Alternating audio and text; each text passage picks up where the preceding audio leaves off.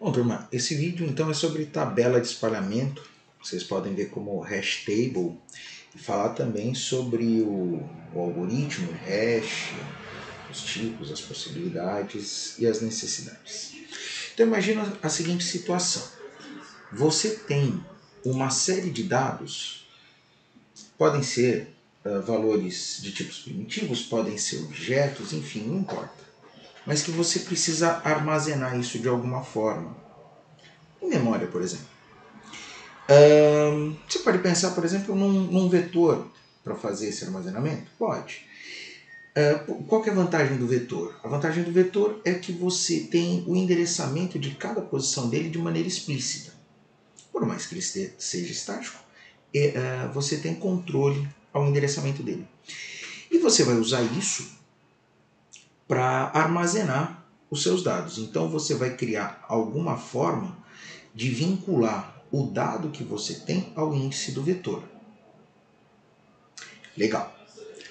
O grande problema é que muitas vezes a indexação dos dados que a gente está trabalhando não é óbvia. A indexação ela é baseada em uma análise dos dados, em uma parte dos dados. E aí como é que a gente vai fazer? Não é 1, 2, 3, 4, 5, né? E aí como é que a gente vai fazer para criar uma relação da indexação do vetor, por exemplo, com os dados? Como é que vai ficar mais fácil para eu armazenar e principalmente para eu consultar esses dados deste vetor? Então, a gente vai usar uma tabela de espalhamento. A tabela de espalhamento ela é uma estratégia que a gente vai usar para armazenar e consultar dados em uma estrutura que pode ser uma estrutura estática, um vetor, e que existe uma relação da minha lógica de indexação dos dados com o endereçamento, por exemplo, das posições do vetor. Então, basicamente, o que eu vou precisar fazer é uma função chamada função hash, que determine onde aquele dado será armazenado naquele vetor. Em que posição? E não um armazenamento de maneira sequencial, mas de acordo com uma estrutura lógica, a função hash, que determina a posição daquele dado no vetor. Tá? Então, digamos aqui, eu tenho alguns valores, alguns nomes, né, que são strings. Esses nomes vão ser armazenados, por exemplo, num vetor. Eles vão passar por uma função hash que vai determinar qual é o endereço do vetor onde aquele nome vai ser armazenado. Entendam que é uma forma interessante de armazenar os dados, é uma forma que permite a aplicação do conteúdo lógico, né, da ideia lógica do dado, mas não trabalha de uma maneira ordenada, não prevê ordenação, não preserva a ordenação. Ele cria um índice que é equivalente ao endereço da posição onde você vai armazenar aquele dado, e aquele dado vai para lá. Ele não vai seguir obrigatoriamente uma sequência numérica ou uma sequência alfabética ou coisa desse tipo, a não ser que a função hash determine isso. Quanto mais regras você coloca na sua função hash, mais sofisticada ela é e mais riscos ela corre. Vou falar sobre esses riscos já. Bom, e que risco é esse que eu estou falando? Então pensemos o seguinte: criamos uma função hash tal que defina as posições do vetor que um determinado dado vai ser armazenado, conforme o que foi explicado até agora e conforme aquela imagem que eu mostrei agora há pouco, tá? Uma lista de nomes. Imagina o seguinte: imagina que dois elementos, por acaso, a mesma posição, ou seja, a função hash faz com que dois ou mais dados diferentes sejam endereçados para a mesma posição do vetor. E aí, o que fazer? Porque, afinal de contas, os dois, os três, os quatro, enfim, eles não vão poder estar na mesma posição do vetor. Isso é chamado de colisão. É quando dois ou mais dados, pela função hash calculada, são endereçadas para a mesma posição. Tá? Então imagina o seguinte, imagina que eu fiz uma tabela de espalhamento com 365 posições, 365 dias do ano. Tá? Aí eu seleciono 50 pessoas ao acaso. Tá? Então, a expectativa é que, sendo um número muito menor do que o número de dias do ano, que cada uma faça aniversário num dia diferente do ano. Mas esse é o paradoxo do aniversário. No paradoxo do aniversário, a gente acaba entendendo que mesmo pegando aleatoriamente um número de pessoas muito menor do que o número de dias do ano, fatalmente duas vão fazer aniversário no mesmo dia. Então imagina que a minha função hash calcularia a posição do vetor baseado no dia de aniversário, certo? Um algoritmo em cima do dia de aniversário daquela pessoa. Fatalmente duas delas iriam cair na mesma posição nesse arranjo de 50 dados, 50 pessoas aleatórias. Isso vai me trazer uma colisão. Isso é líquido e certo. A partir daí, o que eu vou fazer? Se eu não posso ter dois dados no mesmo endereço, eu preciso de alguma forma evitar a colisão ou tratar a colisão. Minimizar as colisões é fácil. Quanto melhor for a minha função hash, quanto melhor for o algoritmo hash que eu tiver, menos provável é a ocorrência de uma colisão. Agora, se é inevitável, se é impossível eu evitar, então o que eu faço? Então eu vou pensar no tratamento das colisões. Então, primeiro, função hash. Eu tenho que criar um algoritmo que seja suficientemente bom para individualizar cada elemento. E aí eu vou ter um por endereço e ponto final. Claro que o dimensionamento da tabela também é algo a se considerar. Então não adianta eu pegar um universo onde o número de posições da tabela é inferior ao número de dados. Fatalmente eu vou ter colisão. Tá? Então, o desenvolvimento do algoritmo da função hash é uma prerrogativa minha. Eu posso criar um algoritmo que retorne um valor onde esse valor é a posição do vetor onde os dados serão armazenados. Cada dado será armazenado. Existem alguns métodos genéricos baseados em fórmulas que podem ser utilizados. Não há obrigatoriedade da utilização deles, mas são métodos que já foram testados e alguns lugares usam esses métodos. Tá? Se eu for pensar, qual é o melhor algoritmo? O melhor algoritmo é aquele que o desenvolvedor conhece todas as chaves possíveis e ele consegue criar uma estrutura única. Ou seja, consegue criar uma função hash tal que nunca vai gerar dois números diferentes.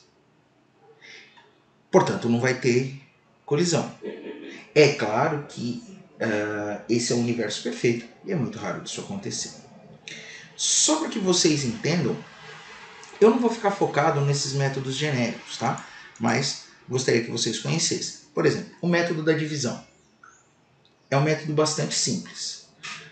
você pega o teu elemento, por exemplo, o teu elemento caractere, ou o teu elemento numérico, não importa.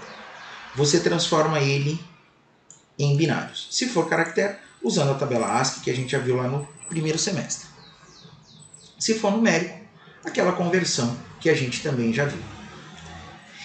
A partir da transformação desse elemento, você gera um número decimal para ele. No caso aqui dos caracteres, você transforma os bits em um número. E aí você faz uma divisão deste número pelo número de posições que tem a sua tabela. E aí você pega o resto da divisão. Pegando o resto da divisão, você chegou a um número inteiro que equivale à posição daquele dado no vetor. Então, na minha tabela, no meu vetor de 1783 posições, a palavra bala deve estar no 277. Ah, é um algoritmo perfeito? Não, não é uma função hashing perfeita. Mas é uma função hashing que tende a minimizar as colisões. É uma função simples, é uma divisão simples e o resto, acabou. O método da multiplicação, ele é um pouquinho mais complexo. Tá? Você escolhe um número arbitrário A, você pega o valor decimal, né, o valor inteiro, né, do dado que você quer, seja ele caractere, seja ele numérico. Se for caractere, você converte para ASCII, depois converte os bits para número. Faz a multiplicação desses dois valores e elimina a parte inteira. Tá? Remove a parte inteira do número. Esse número A, ele tem que ser um número... a gente deve evitar que seja um número inteiro, tem que ser um número o mais fracionado possível. Tá? Esse raiz de 5 menos 1 é um valor arbitrário, foi escolhido por mim. Tá? Aliás, raiz de 5 menos 1 dividido por 2. Tá? Foi escolhido por mim só para gerar um número bastante quebradinho. Tá? Faz o cálculo, faz a multiplicação e elimina a parte inteira, ficando só com a parte fracionada do número aqui. 1024 é o tamanho do meu vetor. Tá? É um vetor um pouco diferente do anterior. Então, se eu multiplicar o tamanho do meu vetor por esse número quebradinho que gerou aqui, vai dar 497,548, aí elimina a parte fracionada, fica só com o número inteiro, que é a posição. Então, o algoritmo, seguindo o método da multiplicação, colocaria minha palavra bala numa outra posição do que a função hash com o método da divisão. Então, cada algoritmo que você criar vai colocar o teu dado numa posição diferente. Mas esse método tem que estar de acordo com a tua lógica. Então, esse método da divisão e método da multiplicação, apesar de serem métodos genéricos e bastante utilizados, eles não são obrigatórios. Então, eu posso criar um algoritmo que faz uma série de multiplicações, divisões, que pega a palavra, que converte só o primeiro caractere, ou só os dois primeiros caracteres para ASCII. Enfim. A única coisa é que eu preciso saber o tamanho do meu vetor, porque a posição que a função hash retornar não pode ser superior ao tamanho do meu vetor. Tá? Então eu posso inventar o algoritmo que eu quiser, e isso também é comum, isso também é válido, mas eu preciso que ele esteja limitado ao tamanho do meu vetor. Ok, então vou precisar criar um algoritmo. Posso seguir esses algoritmos, posso não seguir, não importa. Mas e se acontecer? E se eu não conseguir uma função hash perfeita, E se cair numa colisão? Se cair numa colisão, eu tenho 3 formas diferentes de trabalhar as colisões. Técnica do encadeamento, que é a técnica que a gente vai usar na prática, ou na parte prática da disciplina. As técnicas de sondagem, que tem um grau de complexidade que, dependendo da situação, principalmente quando a gente pensa em remoção, pode beirar a inviabilidade. E o rehashing, que é uma técnica que tem muito retrabalho. Entendam que a técnica do encadeamento não vai me levar a um elemento por posição. Eu vou ter mais de um elemento por posição e eu vou ter que lançar mão de uma estrutura de dados para isso. A técnica de sondagem vai obrigatoriamente me deixar um elemento por posição, rehashing também. Tá? Então eu preciso saber como eu preciso tratar essas colisões. Eu posso efetivamente ter mais de um elemento por posição? Eu não posso. Se eu posso, vou usar encadeamento. Se não, vou usar sondagem ou rehashing. O que é a técnica do encadeamento? Basicamente, é não fazer um vetor do tipo de dado. Sei lá, um vetor de inteiros, um vetor de strings ou um vetor de objetos. Mas fazer um vetor de listas encadeadas. Onde, em cada situação que eu tiver colisão, eu endereço de fato para aquela posição. Para a posição que a função hash determinou. E lá terá uma lista. E eu vou inserindo os objetos ou os dados naquela lista que está naquela posição. Então, uma posição, por encadeamento, pode ter mais de um dado porque está numa lista. Você pode se perguntar, bom, mas isso vai dificultar localizar um dado. Sim. Não é tão imediato como simplesmente dar a posição e já pegar o valor. Eu vou ter que dar a posição e vou ter que percorrer a lista, porque eu não sei em que posição da lista estará o dado, para buscar aquele dado. Mas, ainda assim, é um percurso muito menor do que ter que varrer todos os dados. Então, no exemplo aqui, na posição 1, eu tenho uma lista com 3 dados. Na posição 2, 1 dado. Na posição 4, 2 dados. Se eu for pesquisar na posição 2, o dado já vem imediatamente. Na posição 1, eu vou ter que percorrer a lista 3 posições. É muito menos do que percorrer as 6 posições que eu tenho aqui. Tá? E quando eu encontrar, eu paro de percorrer. Então, é uma forma de indexação, mas é uma forma que não trata as colisões pensando que em cada endereço terá um único dado. Cada endereço poderá ter nenhum ou mais dados, vamos colocar assim. O grande ganho que eu tenho é porque eu não vou ter que percorrer todos os elementos para localizar aquele dado. Eu vou percorrer só uma lista. Tá? E aí eu vou usar as operações de lista que a gente está acostumado já. As técnicas de sondagem, elas são mais complexas, né? Porque a técnica de encadeamento ela é mais simples, uma vez que a gente cria, sei lá, um vetor de listas, e por ser um vetor de listas, a gente já sabe trabalhar com vetor, a gente já sabe trabalhar com lista, portanto, simples. Não tem o ganho máximo de desempenho que a gente gostaria, mas já temos alguns ganhos. A técnica de sondagem não. A técnica de sondagem, se eu de fato tenho um número de elementos menor do que o número de posições que eu tenho no meu vetor,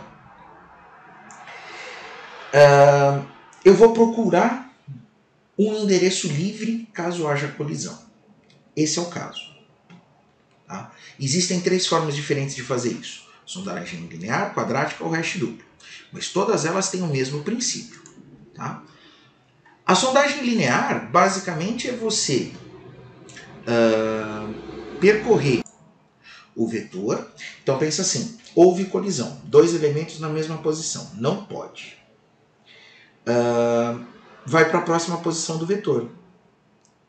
Se ela tiver vazia, guarda na próxima. Se ela não tiver, vai procurando posição por posição até encontrar uma vazia. Colocou numa posição vazia, acabou.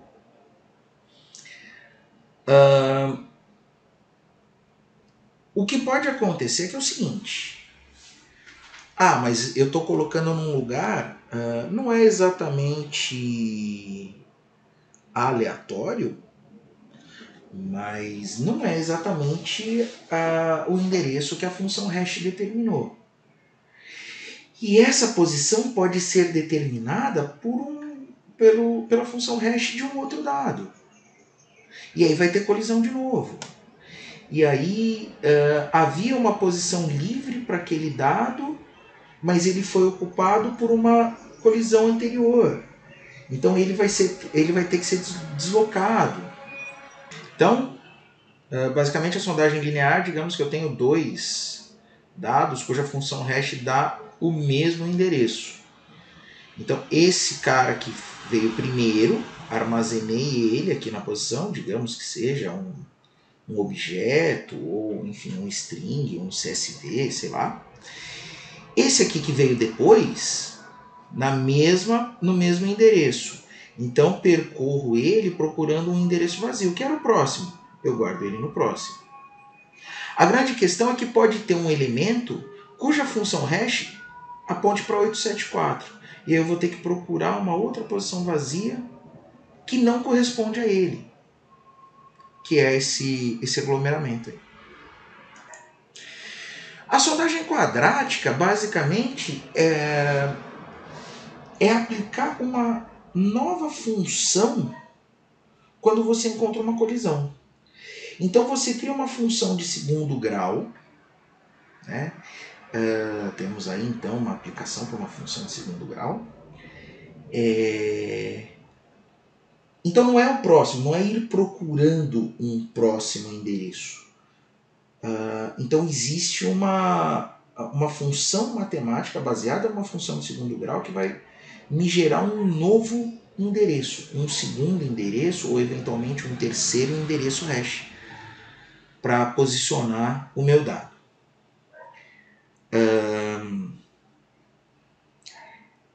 É claro que eu preciso pensar numa função hash que minimize essa, seja uma sondagem linear, seja uma sondagem quadrática. Tá? Por quê? Porque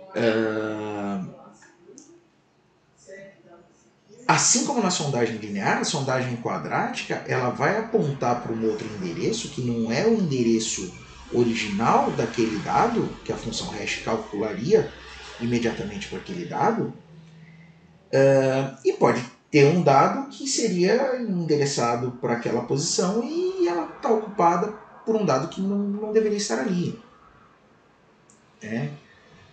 Então, essa sobreposição ela pode acontecer. Ela é menor do que na linear, mas ela pode acontecer. Se eu quero minimizar um pouco mais, eu vou usar o hash duplo. Né? Então, qual é que é a ideia do hash duplo? Eu vou criar uma fórmula, uma segunda fórmula hash. Então, eu tenho uma função hash e outra função hash. Não é um cálculo dentro da própria função hash como a sondagem quadrática. É ter 2 cálculos hash, onde eu vou fazer o cálculo de uma posição, o cálculo de outra posição e fazer um cálculo de um terceiro valor, que é o valor de fato que vai ser utilizado, baseado, numa divisão, no resto da divisão do cálculo de duas posições, de duas funções hash, que retornam dois números inteiros. Ah, mas isso aí não seria mais lento? Dependendo do meu algoritmo, sim. E aí eu vou ter duas funções hash e um cálculo com os valores que as duas vão gerar para me gerar um terceiro valor que vai ser um endereço. Então, nesse caso, eu vou ter uma função ou uma série de funções hash. Eu vou ter uma questão que pode impactar no desempenho.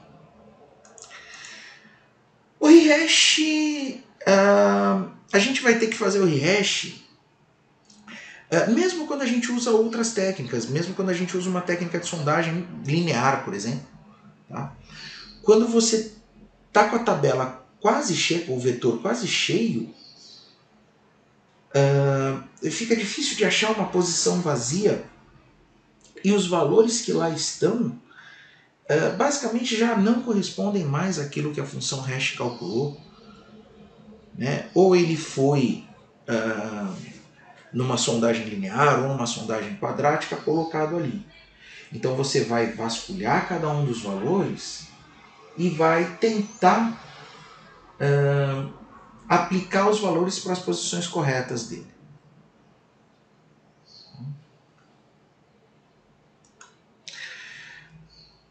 Se a inserção de valores numa tabela de espalhamento é um problema, a remoção também é.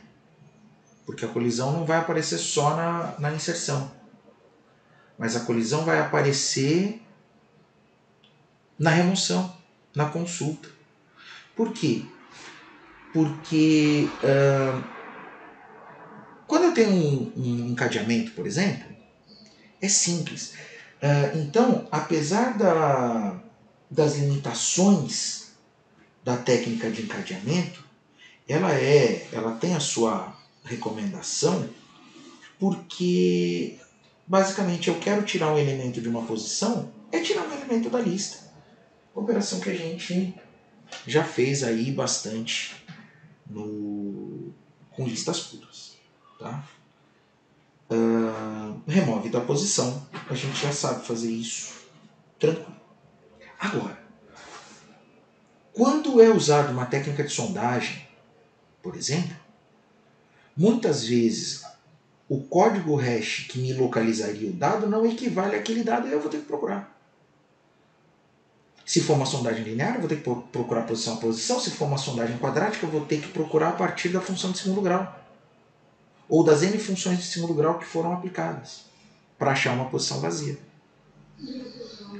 Né? Então, quando é assim, normalmente, ao localizar o dado, para simplificar o trabalho, a gente remove o dado, mas mantém aquela posição como apagada. Tá? Aquela posição não está livre, ela só foi apagada. Tá? E aí você, na hora que vai inserir um novo valor, seja numa sondagem linear ou uma sondagem quadrática, você dá preferência para inserção em posições que já foram apagadas. Tá? E no final, certo? Se está muito cheio, como eu falei, aí o ideal é fazer o rehashing mesmo. Tá? Então, basicamente, a tabela de espalhamento ela vai ser uma estratégia interessante para a gente mapear dados, indexar dados da forma que eu quiser com a função hash que eu escolher, localizá-los, trabalhar com eles, então ter menos trabalho na hora de buscar um dado, ter menos esforço computacional. E aí a gente pode aplicar isso de diversas maneiras. Pensa o seguinte, imagina que eu quero criar um dicionário de palavras. Então, um dicionário que tenha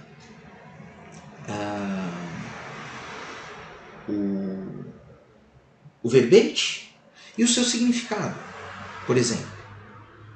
E eu tenho um vetor de 26 posições, onde a primeira posição do vetor é para verbete com a letra a segunda com B, C, D, E, até o Z.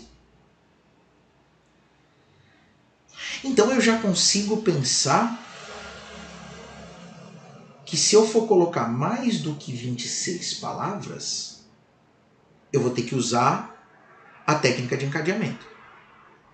Porque obrigatoriamente eu vou ter colisão. Né?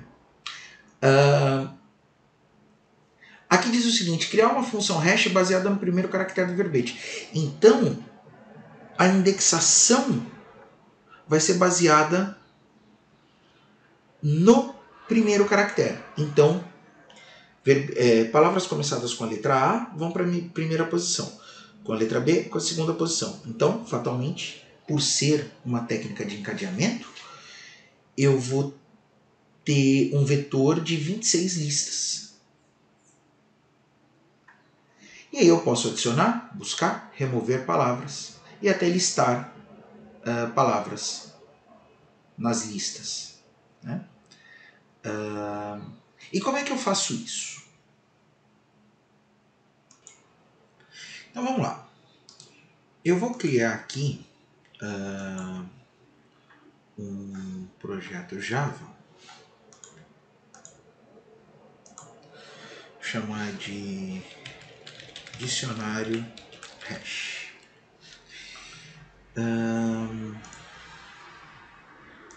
Vamos lá.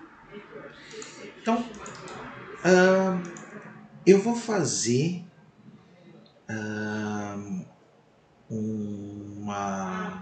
vou usar lista de objetos, né?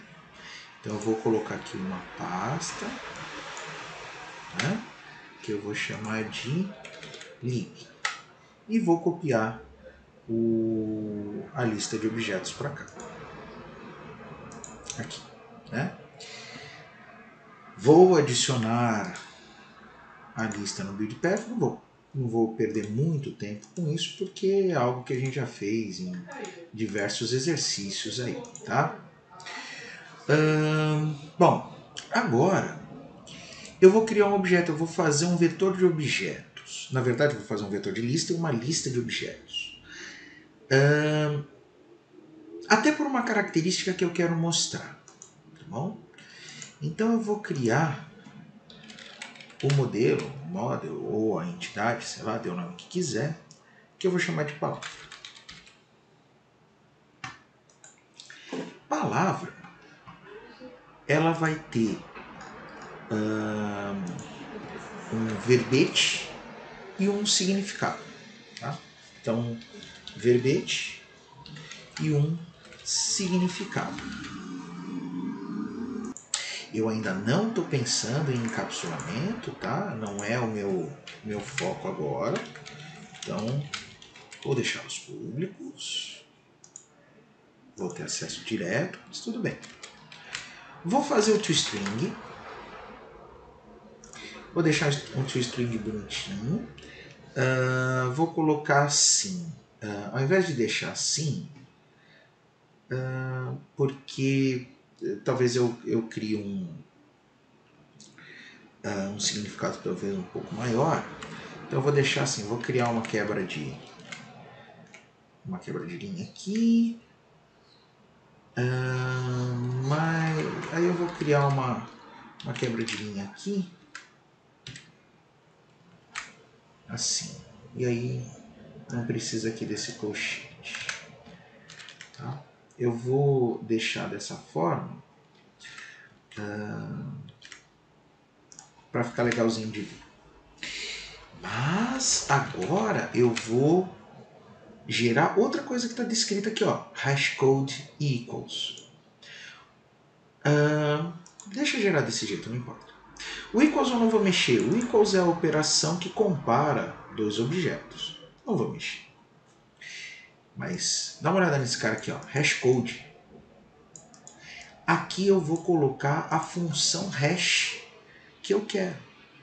Aqui eu posso colocar aquele método da divisão, aquele método da multiplicação, ou qualquer algoritmo que eu queira para definir, olha lá, int, a posição onde esse objeto vai ser armazenado na minha tabela de espalhamento.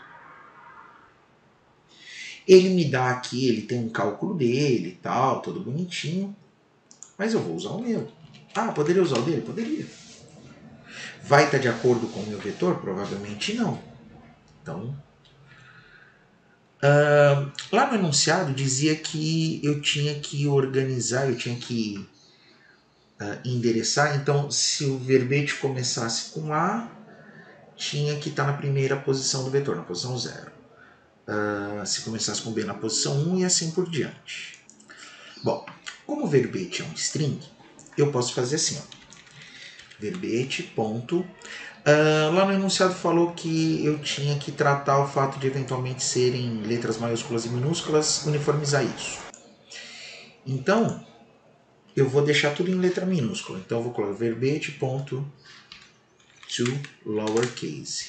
Vai tudo ficar minúsculo. Mas eu preciso pegar o primeiro caractere. Então, posso colocar char at 0. Isso aqui me retorna um char, um primitivo, do primeiro caractere. Mas se eu colocar esse cara como int, sei lá, int posição, ele vai me retornar o valor inteiro equivalente ao primeiro caractere. Como assim, Nando?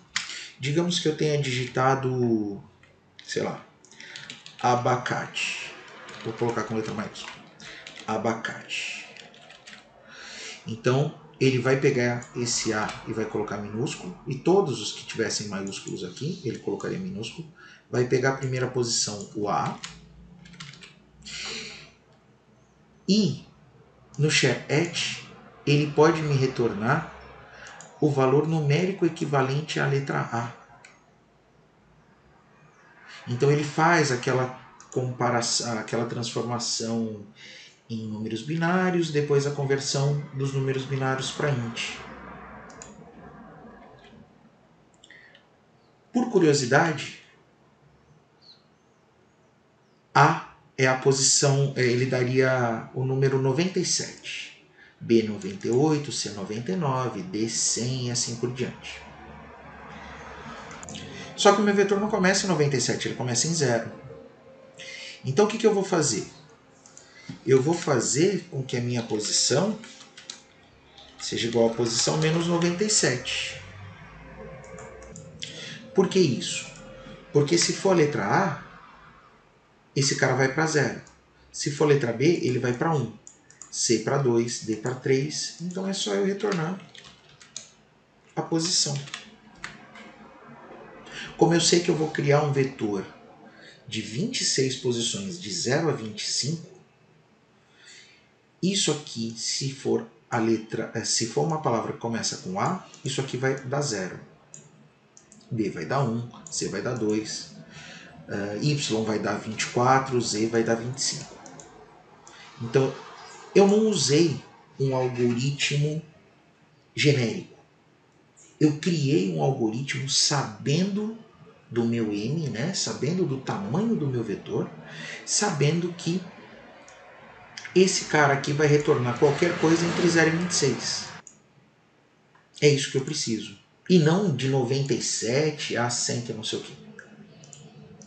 Eu fiz um algoritmo pequeno, porque é um escopo pequeno, mas que a minha função hash vai retornar algo de 0 a 26 e é isso que eu preciso.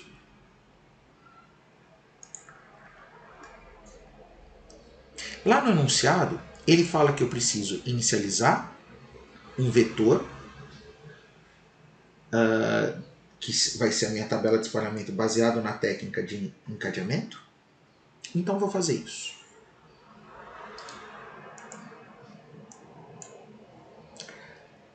Alguns podem até pensar o seguinte. Tá, você fez o objeto e todo objeto Java já tem essa função hashcode que eu posso modificar ao meu interesse, como eu fiz aqui. E se fosse uma tabela de espalhamento de inteiros, né? Que não fosse de objetos, se fosse de inteiros, se fosse de tipos primitivos quaisquer ou string, não teria problema nenhum. Aqui na minha classe de controle, eu faria um método com a função hash e aplicaria ele. Tá? Então a vantagem de trabalhar com os objetos no Java é que eu já posso trabalhar com o hashcode dele. Mas se não, eu posso fazer uma função hash aqui mesmo, na classe de controle. Tá? Não teria problema nenhum. Eu pegaria este mesmo algoritmo aqui, faria uma função com ele aqui dentro e chamaria ele sempre que eu fosse inserir, consultar, remover, enfim. Tá?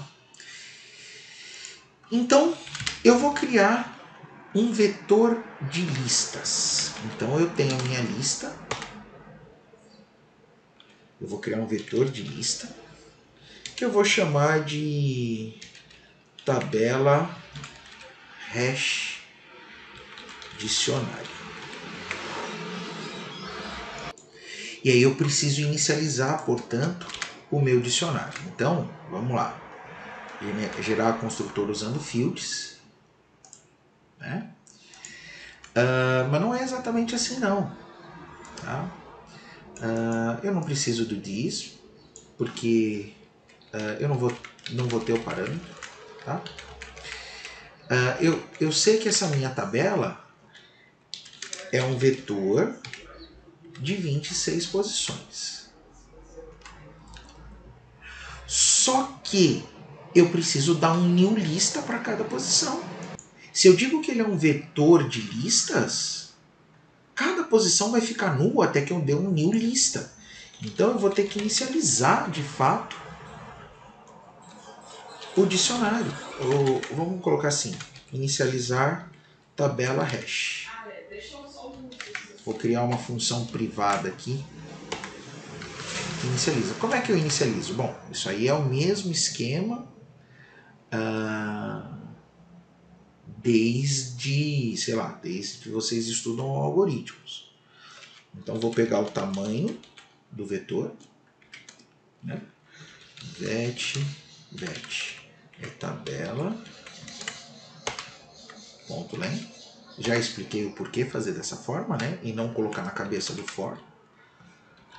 Então, como eu tenho que fazer com índice, né? Eu tenho que inicializar um por um. E menor do que o tamanho. E mais. Tabela, hash dicionário. Naquela posição vai ser uma new lista.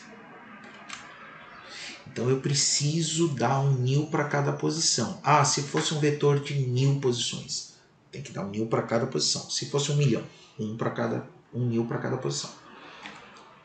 Tá? Por isso que eu fiz uma função privada aqui, que eu já inicializo ele. Coloquei no construtor, então ele inicia o vetor e aí inicializa cada lista de cada posição do vetor. Tá? Então isso é o mínimo que eu tenho que fazer. Aí, bom, eu tenho que adicionar. Então eu vou criar um public void adicionar palavra. Ele vai receber uma palavra.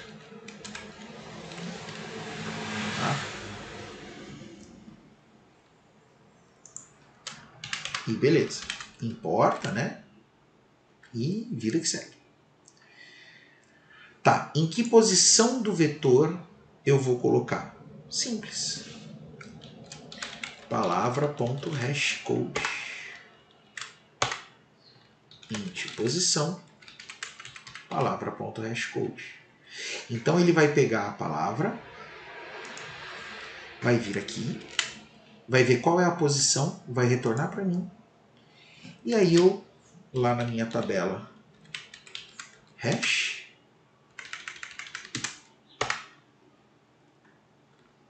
na posição que a função hash retornou, eu vou fazer um add. Eu vou adicionar na primeira posição. Eu vou sempre adicionar na primeira posição. Em sendo só isso, vamos testar. Então eu vou criar aqui uma classe de visão que eu vou chamar de principal. Aqui. Então eu vou escolher, né, algumas palavras que vão com as quais eu vou preencher, tá? Então vamos lá, vamos criar sei lá, palavra, sei lá, P0 igual a new palavra. Vamos pegar aqui, sei lá, P0.7 verbete, ponto 7 não, né? Ponto verbete, é o hábito. Vocábulo. P0 ponto significado. Vocábulo é cada uma das unidades átonas do léxico e por aí vai. Eu vou pegar aqui de um dicionário que eu tenho aqui do lado. Então, cada uma das unidades átonas do léxico, tal, que não, podendo constituir um enunciado sozinha, se agregam a outras, formando um vocábulo fonético, palavra. Então, ok. Mas eu vou fazer outras. Vou pegar aqui. Vou copiar a palavra. Vou pegar umas 1, 2, 3, 4, 5, 6. 6 palavras. Mais, né? 1, 2, 3, 4, 6 aqui. Então vamos facilitar a nossa vida. 1, 2, 3, 4, 5, para a gente poder brincar bastante. 6. Então, vamos pegar aqui, por exemplo, vamos pegar então a palavra voz. Tá? Então, tem aqui no meu dicionário som, conjunto de sons, de vibrações e tal. No meu dicionário também eu tenho a palavra palestra. Perceba que eu não estou me preocupando com o fato de ser maiúsculo ou minúsculo, uma vez que eu já fiz o tratamento lá na função hash, tá? Palestra local para exercícios físicos e tal. E vamos colocando palavras, né? Independente do tipo da palavra, só para a gente ter aqui um número grande, né? Para brincar de fato com a tabela, tá? Vamos pegar, por exemplo, uma palavra que a gente usa muito, né? Tarefa.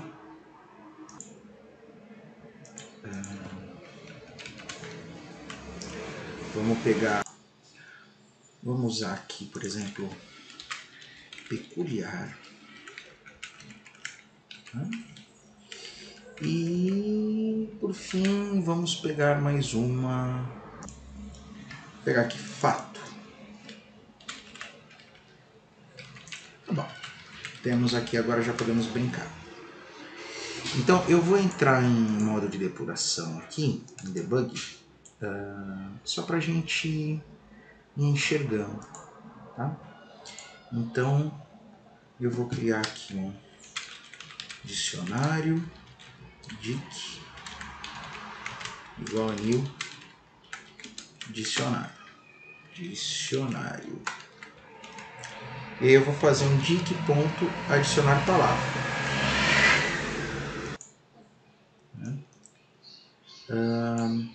Eu acho que eu vou fazer melhor. Acho que eu vou fazer assim, são 7, 5, 6, 7. Vou fazer assim, ó. Dic ponto adicionar palavra. Vou colocar, sei lá, P0.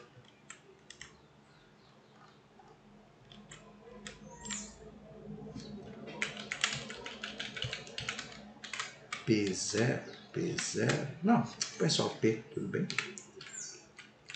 E aqui eu vou pôr, né? P0, P1, P2, P3, P4, P5, P6. Fiz um a mais. Eu não tenho como exibir ainda, né? Eu não tenho como consultar, mas eu posso ver em debug. Então vamos executar ele em modo de depuração. Vamos abrir então o debug. Vamos lá. Olha lá. Int posição palavra ponto hashcode. Vamos ver a depuração do hashcode. Então ele vai pegar o valor referente à letra A.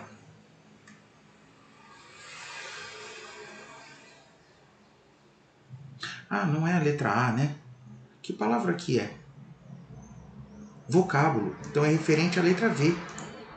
21. Tá certo. Ah, como tá certo? Se eu considerar que Z vai ser a posição 25, Y é 24, X é 23, W 22, V 21. Tá certo. Então o meu algoritmo hash está calculando certo. Fosse A daria 97, menos 97, 0. No caso do V, tem que dar 21 mesmo.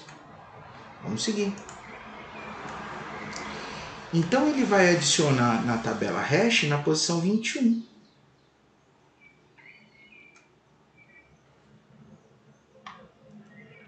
Aqui, ó. Na minha posição 21, tá aqui, ó. Palavra. Não tem próximo, só tem um. Tem o verbete e o significado. Tá certinho. Coloquei na posição 21. Segue. Qual que é a palavra agora? Voz. Então esse cara também tem que dar na posição 21. Já tem uma colisão aqui. Mas como a nossa técnica é a técnica de encadeamento, então ele vai adicionar na posição 21. Se eu olhar aqui a minha tabela, olha lá, na posição 21, a palavra voz, eu adicionei na primeira posição, né? E ela aponta para a próxima, que é vocábulo nu. Então eu estou construindo uma lista já aqui na posição 21. P2 é palestra. Palestra tem que dar uma outra posição.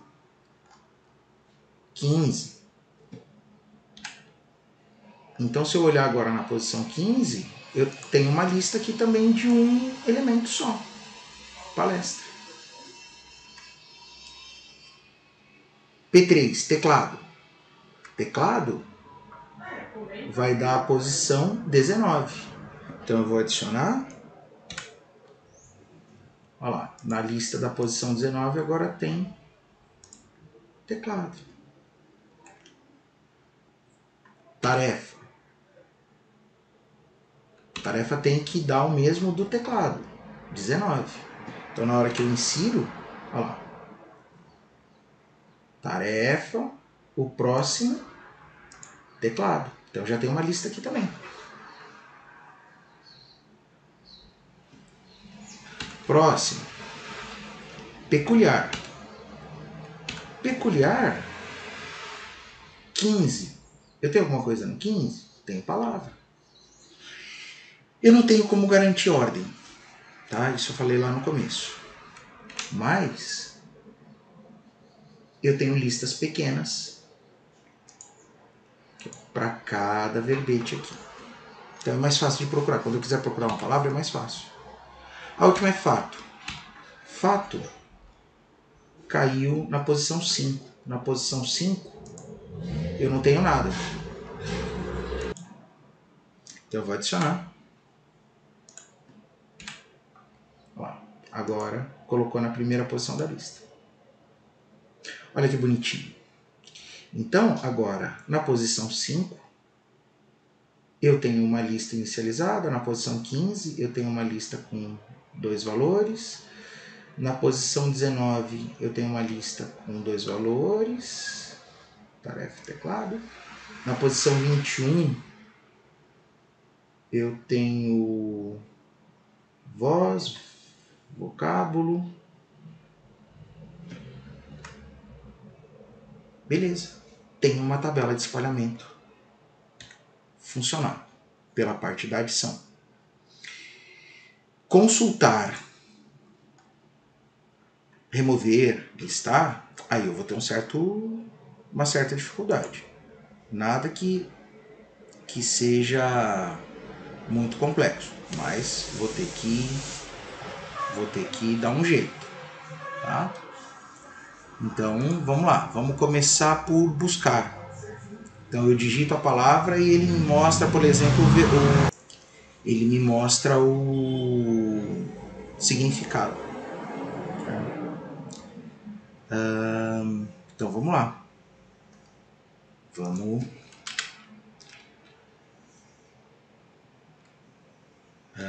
public, palavra, buscar, palavra. Ele vai me retornar uma palavra, aí eu exibo ele lá na tela. Então, como é que eu vou fazer isso? Eu vou passar uma palavra como parâmetro que não tem o significado. Tá? É esperado isso, tá, turma? A orientação a objetos, né? Palavra. Então, essa palavra que eu estou dando como parâmetro, o hashcode dela vai me dar em qual posição da tabela de espalhamento eu vou fazer a busca.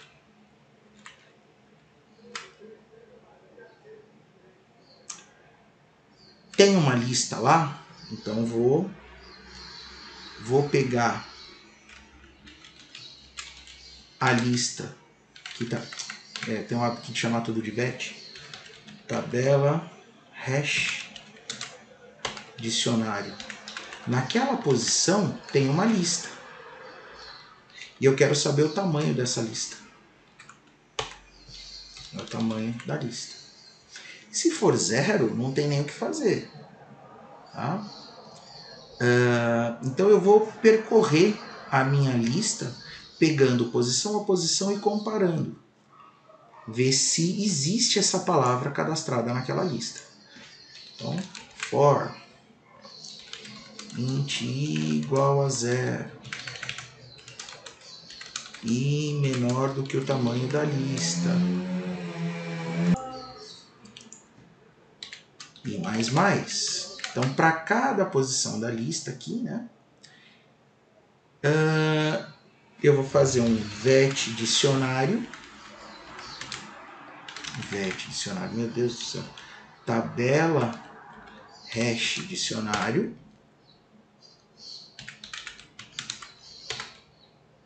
Naquela posição. Então, esse cara aqui é a minha lista. E na minha lista, eu vou dar um get posição, um get i. Então, vamos lá, vamos entender. O hashcode me trouxe a posição. Então, se eu faço tabela hash dicionário posição, é a posição do meu vetor de listas. Então, esse cara aqui é uma lista. E eu vou dar um get da lista. Eu vou dar um get do elemento da lista. E esse cara tem que me retornar uma palavra. Vou dar um throws aqui, porque está previsto lá na lista, né? Então, palavra, sei lá, P. Esse cara tem que me retornar uma palavra. E aí eu posso comparar se o meu verbete de P é igual ao meu verbete de palavra. Se for, coloco o significado lá na palavra. Então, se meu p.verbete é igual ao meu palavra.verbete, eu vou colocar na palavra que está sem o significado, né? Palavra.significado vai receber o significado que está no P. E eu nem preciso rodar esse for todo, né? Se eu encontrar o verbete, acabou. Neste caso, né, eu não vou cadastrar 2 vezes a mesma palavra. Tá? Então eu posso dar um break. E aí ele para o for. O que torna o percurso da minha lista ainda mais rápido. Né?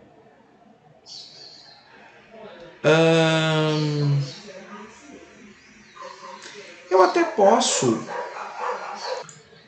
para ficar mais bonitinho, né? Fazer uma frescurinha.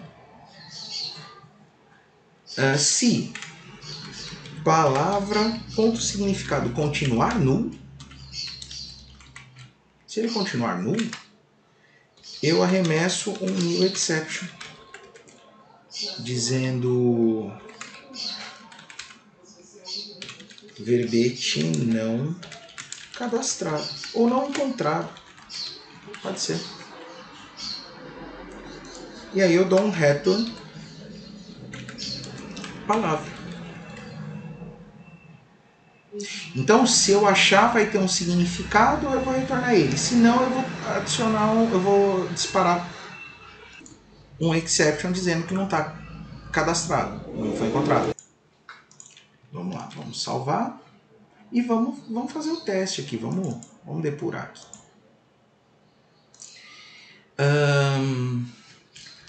Eu vou colocar aqui uma palavra px qualquer, é uma new palavra, e eu vou colocar um verbete que é o, deixa eu ver, vamos pegar o palestra. Não vou colocar significado. Aí eu vou fazer um px igual a dic.buscar palavra do próprio px. Vou ter que fazer um try catch aqui, né? E vou exibir px.toString. Porque se o verbete existir, ele vai mostrar, a gente fez o toString, né? Então, eu só vou tirar, aqui ó, eu fiz, né? A gente fez o toString dele. Vamos até testar se está bonitinho. No debug deu para ver. Vamos tirar esse daqui, né? E vamos depurar. Então aqui, ó, palestra de significado nulo. Tirou o hashcode de palestra, retornou 15. Qual é o tamanho da lista na posição 15? Tem 2 palavras cadastradas lá na posição 15. Então vou percorrer só a lista da posição 15 e vou pegar na posição 0, na posição 1. Então, na posição 0 está a palavra peculiar. Os verbetes são iguais? Não. Na posição 1 está a palavra palestra. Eles são iguais? São. Palavra cujo significado é nulo vai receber o significado agora. Como ela tem um significado, então retorna a palavra. Então agora px tem verbete, tem significado e eu posso printar. Palestra, local para exercícios. Poderia fazer um sistema Outprint para fazer essa busca. Poderia fazer uma telinha para fazer essa busca.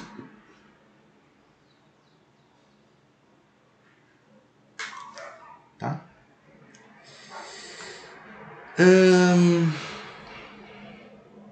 Se eu digitasse, por exemplo, palestre, verbete não encontrar. Tá? Tá, e para remover? Para remover é igualzinho.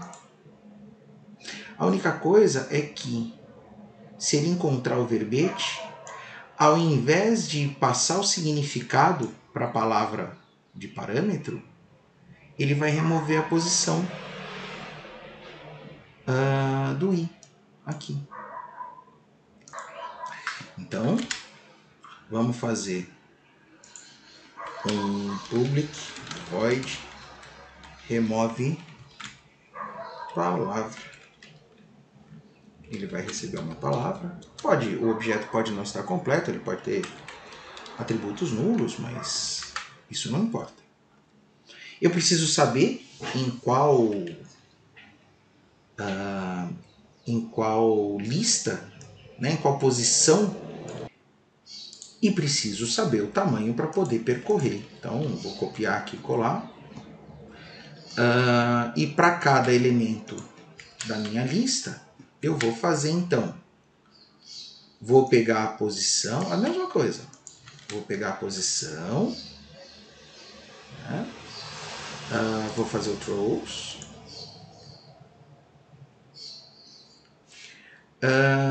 Se ele encontrar, ele remove. Se ele não encontrar, não vai fazer nada. Nem vou dar throws. Podemos dar throws. Deixa assim, já fizemos um aqui, já está como exemplo, tá bom. Se eles forem iguais, então eu vou ter que remover da minha lista, né? Da minha lista, e esse cara aqui é uma lista, né? Eu vou remove position, e eu não sei que posição vai ser. Pode ser a 0, pode ser a 1, pode ser a 1000. Removeu. Break. Removeu, para, chega. Não tem mais o que fazer.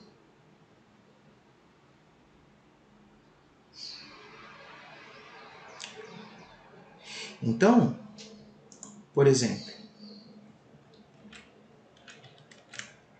se eu quiser, eu posso fazer um dic.remove palavra do px.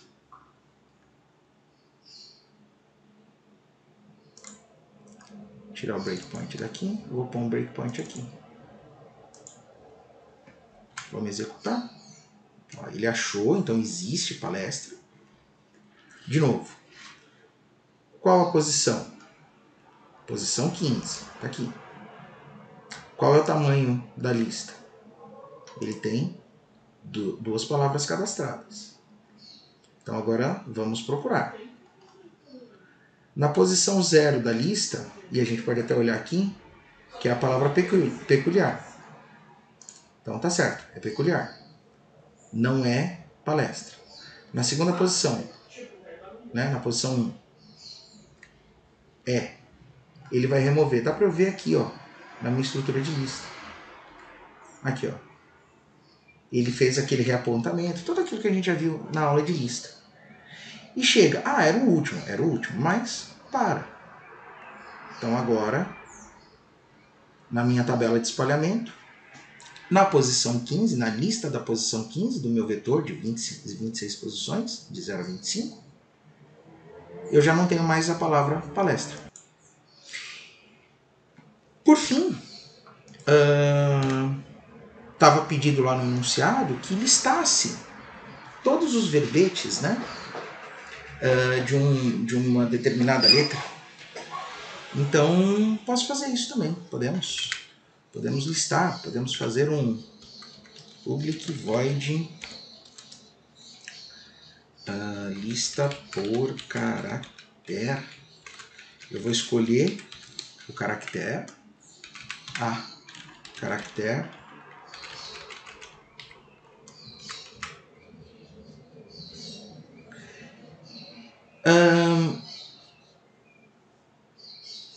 só que nesse caso eu não tenho hash, né? Eu só preciso saber em que posição do vetor aquele caractere está. Eu não tenho a função hash nesse caso. Como eu falei para vocês. Eu posso, né, como não é um objeto, eu até posso reproduzir a função hash aqui. Bom, private hash de caractere, né? String caractere, private int. Então, se eu estou trabalhando com primitivos ou com strings, não dá para eu fazer o hash code, né? Mas aí eu posso fazer na própria função de controle. É o mesmo... É o mesmo. É o mesmo... Só que não é verbete, né? É caractere. Mas você vai pegar a posição 0? A princípio eu vou pegar só uma letra. Se o usuário resolver passar mais de uma, o erro é dele, não o meu. Eu estou prevendo que ele vai passar um caractere só. Então, int posição hash do caractere. E aí eu vou então verificar o tamanho, certo? E vou percorrer a lista printando ela. Nem vou me dar o trabalho, porque é a mesma coisa, né? Então, para cada posição da lista, eu vou pegar a palavra,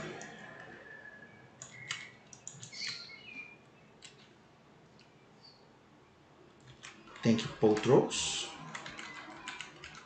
e aí faz um sistema de print do p.toString. Se não tiver ninguém, ele não vai printar. Se tiver um, ele vai printar 1. Se tiver 1 milhão, ele vai printar 1 milhão. Por exemplo, se eu quiser fazer um string caractere t, e aí eu vou fazer um dict.lista por caractere. Vamos fazer em debug para ir enxergando. Olha lá. Então tem palestra e tal. Deixa eu comentar esse sistema de print, porque senão vai confundir. Então vamos lá. O meu caractere é o T. A posição dele é o 19. Tem 2 palavras cadastradas. Vai pegar a palavra, vai printar. Próximo. Vai pegar, vai printar. Terminou, fim.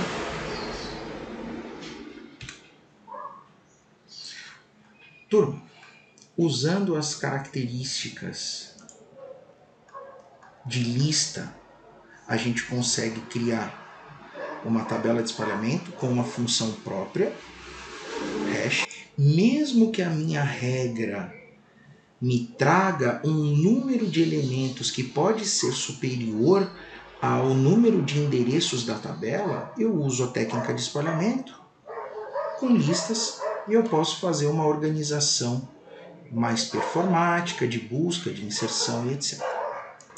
Essa é a tabela de espalhamento e aplicada no Java.